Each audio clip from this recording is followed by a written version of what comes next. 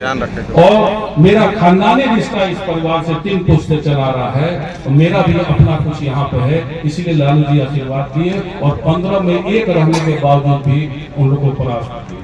आज फिर दोनों चाचा भतीजा कोशिश कर रहे हैं मिलके वो धंधा फिर से चालू होने वाला, लेकिन शाहपुर की जनता इस बार मान ली है कि ऐसे अपराधी परिवार को गठजोड़ जो हुआ है उसको हम कामयाब नहीं होने देंगे।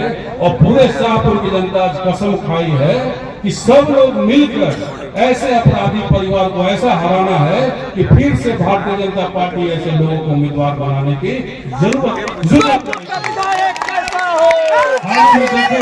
विकास पुरुष जिंदाबाद। जवैया गांव में कटाव हो रहा था और जब से विधायक बने हैं तब से हम लगे हुए हैं उस कटाव को रोकने के लिए। बड़े बड़े नेता फेल हो गए, हमारे पूर्व सांसद थे, यहाँ पे जो केंद्रीय मंत्री थे उन्होंने आश्वासन दिया था।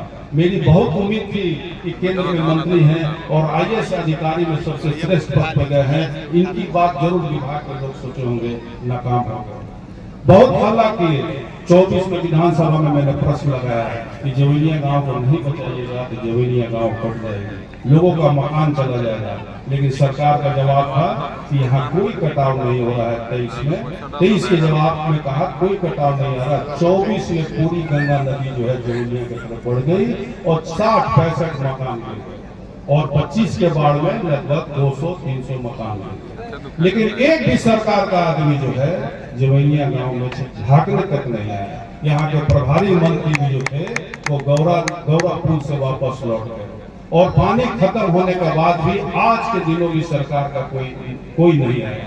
यहाँ तक देश विदेश से सभी कलाकार यहाँ पहुँच गए, समाज सेवी पहुँच गए, सभी लोग अपने तरफ से मदद किए, लेकिन आज तक कोई यहाँ नहीं आया।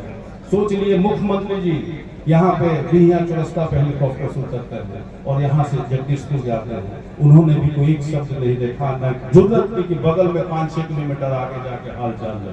अभी हाल में फिर नॉमिनेशन में जगदीशपुर गए हैं और जवैया गांव आने का नहीं, 2 बार मुख्यमंत्री आए हैं। सोच लीजिए कि कैसी निकम्मी सरकार है।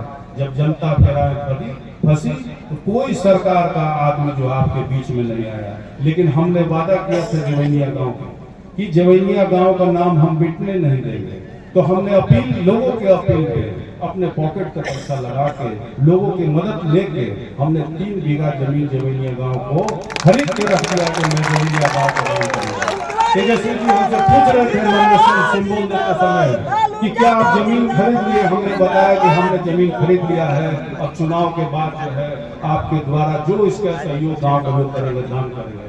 इसीलिए हमको जो है आप लोग से एक ही अपील करना है कि बड़ा मुश्किल से हम लोग इस आतंक युग से निकले हैं। इसलिए सब जो है जितने भी पिछड़े अति पिछड़े दलित महादलित OBC कुशवाहा समाज जंगल समाज सबसे अपील है, इनसे सारे लोग भुगते हैं, सारे लोग शोषण किया, सारे लोग का शोषण किया है। इसीलिए अपनी बात दिखा के इतने भारी मतों से जीत दिलाइए कि आगे जाकर तेजस्वी जी की सरकार जो है इस सरकार जो है बने।